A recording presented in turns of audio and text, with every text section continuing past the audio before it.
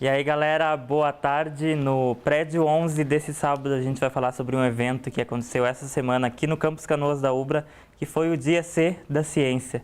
A nossa convidada é a diretora de pós e pesquisa, Nádia Schroeder, e a gente vai conversar um pouco sobre esse assunto hoje no prédio 11.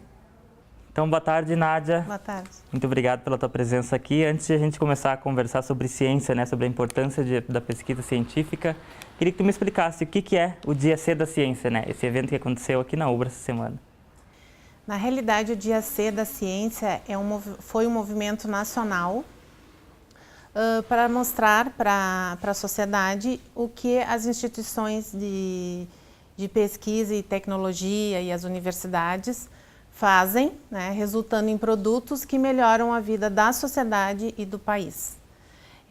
Foi um evento que foi proposto pelo Conselho de Pró-Reitores de Pesquisa, Pós-Graduação e Inovação, pela Associação de Dirigentes Federais do Ensino Superior e pelo Fórum de Pró-Reitores de Pós-Graduação em Pesquisa. Uhum. E o que motivou a escolha desse tema, de trazer isso aqui para a Ubra?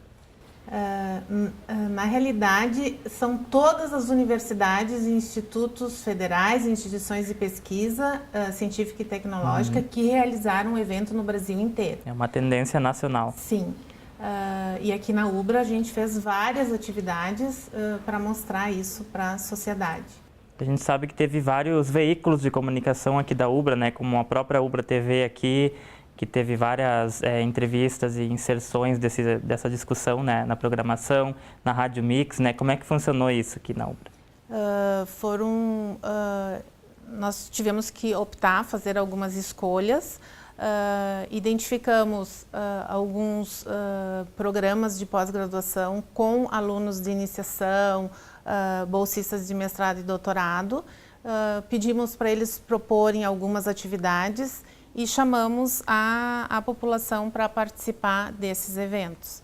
Então, dentro do que a pesquisa faz na universidade, nós selecionamos algumas para mostrar para a sociedade o que é feito de pesquisa aqui na universidade. Uhum. E tu é que está organizando aqui, que organizou essa semana toda aqui o evento? Sim, eu participo do FOPROP RS, E aí, em cada universidade teve um representante. Aqui na Ubra, eu, junto com a professora Ana, que é coordenadora de processos do Distrito Censo, nós planejamos junto com a assessoria de comunicação da Ubra e com a rede de escolas da AELPRA. Uhum. E o que foi oferecido durante essa semana aqui? Nós oferecemos uma aula aberta no programa de pós-graduação em educação.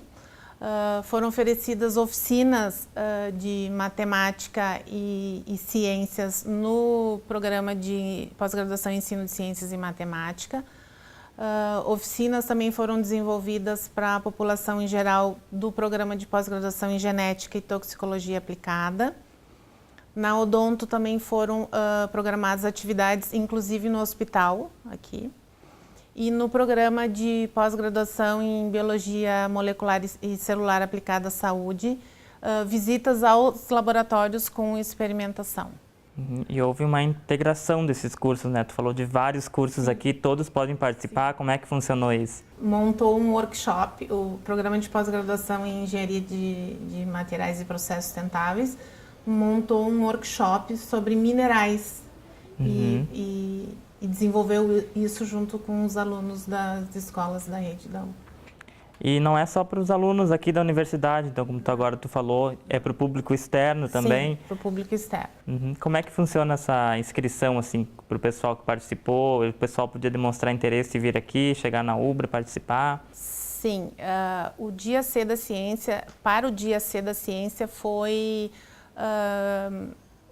elaborado, enfim, um Face, onde ali estava toda a programação de todas as universidades e o interessado poderia escolher a programação, o horário e o local. Então,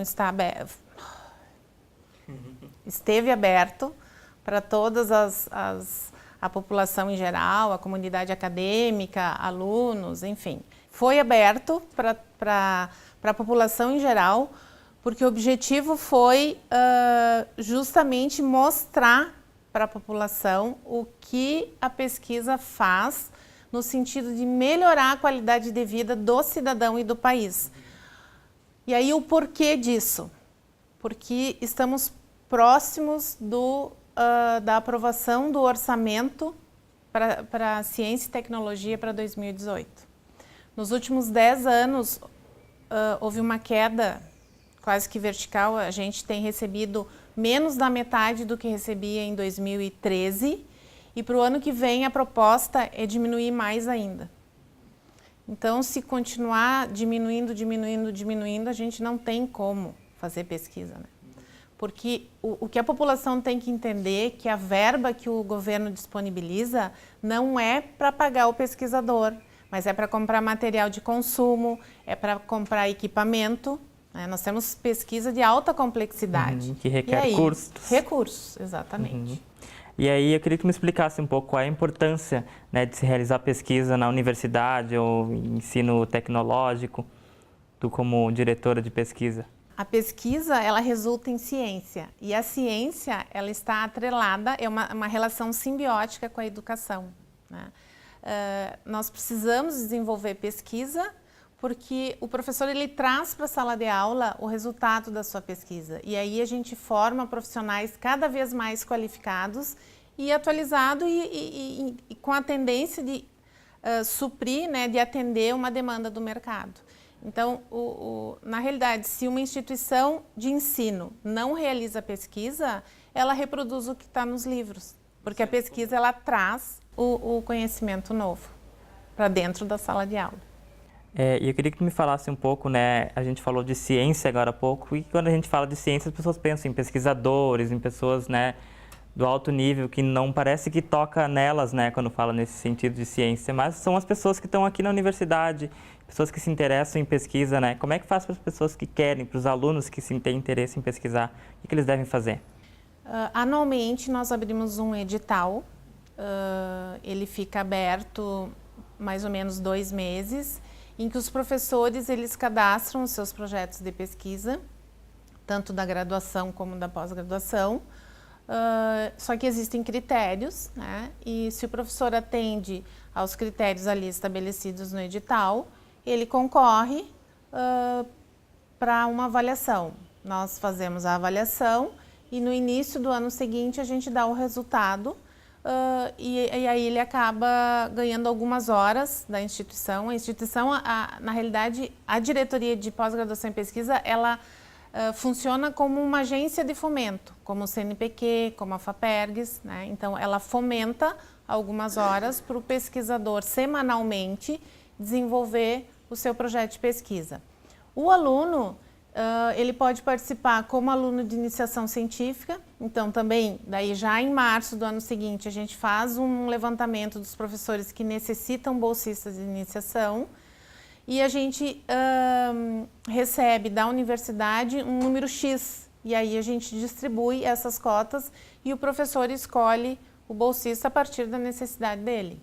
Além dessas bolsas institucionais, porque isso são bolsas da universidade, nós recebemos algumas cotas do CNPq e da FAPERGS. E aí também a gente abre edital, né? E aí os alunos podem concorrer junto com os pesquisadores.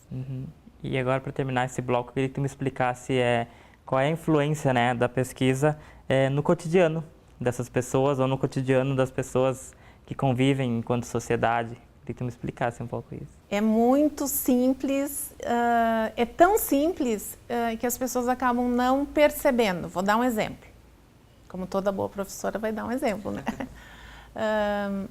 O medicamento para pressão arterial mais usado no mundo, o princípio ativo dele vem do veneno da jararaca, que é uma cobra aqui do Brasil, e que foi descoberto por um cientista, um médico, um pesquisador da Universidade de Medicina da Faculdade da USP de Ribeirão Preto. Só que na época que ele descobriu isso, que foi em 1960, aqui no Brasil nós não tínhamos a tecnologia para transformar a molécula em fármaco. Isso foi feito fora do país. Mas o princípio ativo, a descoberta de que aquele veneno tinha a possibilidade de atuar num medicamento para baixar a pressão, foi descoberto aqui no Brasil. Uma outra coisa, estou com dor de cabeça. Chego na farmácia, peço, não é uma medicação controlada, não preciso de receita, vou lá, compro, tomo para diminuir a dor. As pessoas não se dão conta que atrás de cada caixinha daquelas que está ali exposta na farmácia, teve no mínimo de 15 a 20 anos de pesquisa. Quando o medicamento ele chega para ser colocado para venda, passou por uma série de pesquisas em níveis diferentes, porque é tudo muito controlado a medicação, né? Nós temos a Anvisa que fica em cima, enfim, e tem que ser controlado mesmo. Então, a gente não percebe, né, porque está ali fácil, eu vou ali e compro a medicação, mas teve muita pesquisa atrás e isso, às vezes, a população não entende. Então, assim, reduzir o orçamento para pesquisa é diminuir, por exemplo, que nós estamos quase chegando na vacina para dengue. Toda a descoberta da atuação do Zika, né, como que se deu isso a partir de pesquisa, né? Então, assim, nós temos pesquisas, por exemplo, de levantamento da biodiversidade. Se não tiver um profissional capacitado que vai lá e identifique, colete e identifique, a gente não tem como saber o que nós temos aqui no Brasil, por exemplo, de plantas que poderiam atuar como princípio ativo em novos fármacos, novos medicamentos, novas vacinas, né? O arroz, o feijão, a soja, o milho, o café, esses vegetais, eles não são originários aqui do Brasil, eles são exóticos. Então, o que acontece? Quando eles vieram para cá, na realidade, teve que ter muito estudo, muita pesquisa em cima para adequação dessas culturas no nosso solo, no nosso clima, né, até eles se adaptarem bem. Então, quando eu abro um pote de café, meio quilo de café, eu tenho que entender que aquilo ali chegou na minha mão, né, através de muita pesquisa. É isso que a gente gostaria que a população entendesse, né, porque muitos acham que realmente não precisa ter verba para a realização da pesquisa. Então a gente vai te interromper, a gente já continua aqui o nosso bate-papo e tu que está em casa, o Prédio 11 vai fazer um rápido intervalo e a gente já volta.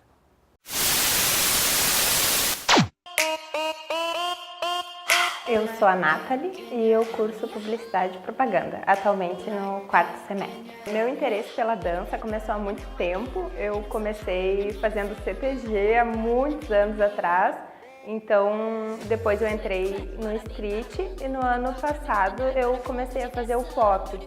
E daí começou o meu interesse pelo K-pop, então. Nosso grupo de dança, ele surgiu há uns 3 anos atrás com a Tati, a coordenadora do grupo, né? Ela surgiu com ela e ela tem a escola de dança e teatro, então surgiu junto com a escola, né, tudo isso.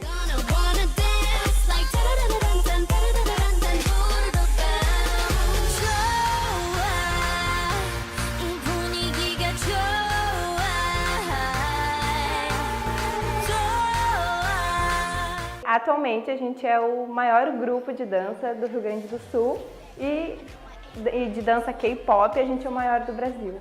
Projetos assim, pro ano que vem a gente vai lançar a nossa música, né? A gente vai debutar. E a gente também tem planos de ir para São Paulo apresentar lá, que a grande maioria dos nossos fãs estão em São Paulo, né? Então a gente vai para lá.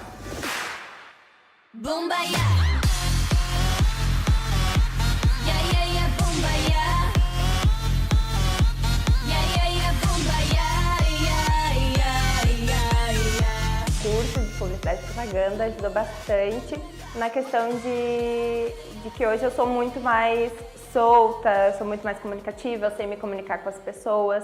Então, como a gente também trabalha no YouTube, né, a gente trabalha muito com marketing digital no Facebook, YouTube, Instagram, e isso auxilia bastante para o nosso grupo e para a comunicação com todo o pessoal, né. Então, vocês podem procurar por Black Shine Dance Team no Google, que vai aparecer o nosso canal, vai aparecer nosso Facebook, tudo lá, e se inscrevam, deixem likes, e é isso aí.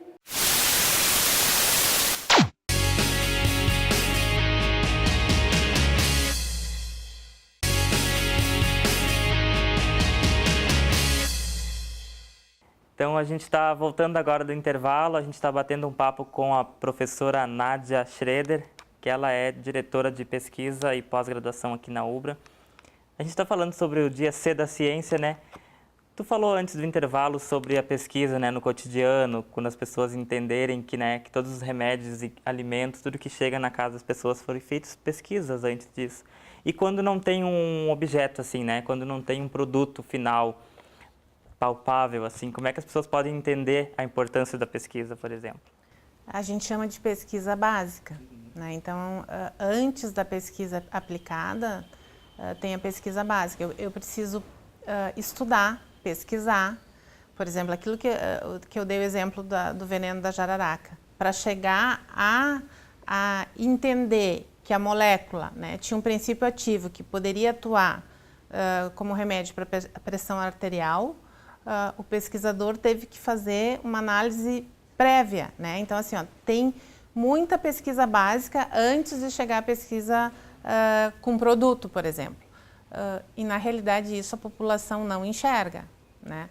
O medicamento em si, o exemplo que eu falei que eu vou na farmácia e compro. Tem pesquisa básica antes de qualquer coisa, antes de chegar na pesquisa pré-clínica, clínica, enfim, tem a pesquisa básica. Então, todas as pesquisas eu preciso sair do chão, né, para depois ela avançar, e nem todas vão resultar num produto. Por exemplo, para conhecer a biodiversidade brasileira, né? Então, tem muito profissional, o profissional que trabalha com isso é o biólogo, ele vai fazer levantamento, né? Então, ele vai, coleta, leva para o laboratório, analisa e determina o que é. Então, isso vai ser publicado, mas, de fato, ter um produto não tem. Mas eu posso chegar um pouquinho além disso. Ele vai, analisa, detecta e sabe o que tem na biodiversidade brasileira. E aí a gente já tem um outro momento que é, por exemplo, as empresas como a Natura e o Boticário utilizando essas plantas para desenvolver um produto, para desenvolver um cosmético, por exemplo. E para além, né, dessas pessoas da sociedade que não pesquisam, para elas entenderem isso, qual é a importância para os pesquisadores, para os alunos, né, enquanto futuros profissionais, né, qual é a importância deles pesquisarem aqui na universidade? Ele ter essa capacidade, essa habilidade de gerar conhecimento novo, porque isso vai ser publicado. Então, nós temos os artigos, nós temos os capítulos de livros, isso tudo partiu de pesquisas realizadas. Para o aluno, vai abrir a mente do aluno, né? O aluno ele vai estar inserido dentro de um processo chamado método científico, né, em que ele vai se tornar mais crítico. Ele vai para o mercado de trabalho formatado de uma forma diferente. E tu falou de publicação, né? Como é que funciona essa difusão dos resultados de publicação? Os alunos podem pesquisar aqui dentro, trabalhar e podem já ter uma publicação? Como é que funciona isso? Sim. Os alunos eles vão estar dentro de projetos de pesquisa, trabalhando com o professor, que vai ser orientador, ou com outros alunos em níveis diferentes, tipo mestrado e doutorado. E aí, dependendo do resultado, já dá para gerar um artigo, por exemplo. Aí o professor ele seleciona dentro da sua área de atuação qual o artigo que pode aceitar os resultados daquela pesquisa. Ou vai se inscrever num congresso e vai apresentar os resultados daquela pesquisa. Por exemplo, a gente teve essa semana o Expo Ubra, né? Então, todos os alunos de iniciação científica tiveram que apresentar os seus resultados no Expo Ubra, no Salão de Iniciação Científica e Tecnológica da Ubra. Aí ele já tem uma produção, que é um resumo, junto com o seu orientador. Uhum. A gente vai te interromper aqui de novo. E tu que está em casa, a gente vai curtir agora uma matéria feita pelos alunos de comunicação social aqui da UBRA. Do cosmético ao uso terapêutico de células-tronco, a genética vai muito além do campo acadêmico. E foi pensando nisso que no Dia C da Ciência, a UBRA promoveu uma aula aberta sobre genética, coordenada pela professora Juliana Silva. Para Juliana, a importância de se discutir isso na universidade é a divulgação da ciência, mostrando que ela não está presente apenas em laboratórios, mas também no cotidiano. A genética faz parte do nosso dia a dia. E quando a gente soube que eram com alunos de ensino médio e pensando em formação de professores, a gente pensou num tema geral, como a genética, com uma linguagem mais básica. Além de genética, houve também palestras sobre geologia, com o professor Paulo Neves. Ele explicou de que formas os minerais estão inseridos no dia a dia. Eles estão no nosso dia a dia, desde de manhã, quando a gente acorda, a pasta de dente já tem mineral ali, né? Flúor. Tudo, né? Como eu falei aqui, o mineral está na indústria, né? A indústria é o mineral. No meio disso tudo, quem sai ganhando são os alunos, que além de entenderem a importância da ciência no cotidiano, podem adquirir senso crítico para fazerem suas próprias pesquisas. Tu tá sempre se provocando, né? Sempre se provocando a pesquisar algo novo. A minha pesquisa é especificamente sobre torcidas antifascistas de futebol. E a partir daí eu tenho que tentar achar novos objetos. Achei bem interessante, assim, tipo, nos oportuniza a saída da sala e nos traz conhecimento não só de uma área, mas em geral. Para a gente tentar não só mostrar o tipo de pesquisa que a gente faz aqui de uma forma mais simples, mas também tentar despertar o interesse pela ciência desde dessa fase, desde sempre, que a ciência tem que ser despertada desde sempre. E a gente sabe também da importância da pesquisa, né? 90% de tudo que é pesquisado é feito nas universidades e em institutos tecnológicos. Queria que tu me explicasse um pouco isso. A pesquisa ela é muito importante para as universidades, né?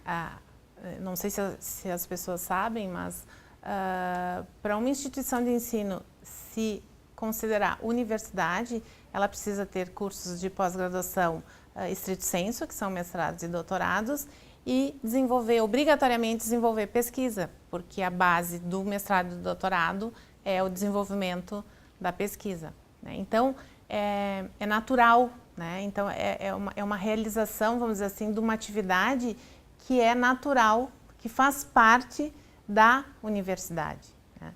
Então, não tem como a universidade deixar de realizar pesquisa. Ela vai continuar realizando pesquisa. Então, assim, se o governo diminuir o orçamento, nós vamos ser prejudicados, mas a gente precisa continuar realizando essas pesquisas. Na realidade, a instituição, no caso da UBRA, uma instituição privada, ela busca fomento através de editais federais e estaduais, né? Então, a gente precisa também, não são só as instituições federais e estaduais que precisam desse orçamento do governo federal, né? As instituições privadas também precisam, porque elas captam recursos a partir dos editais federais e estaduais.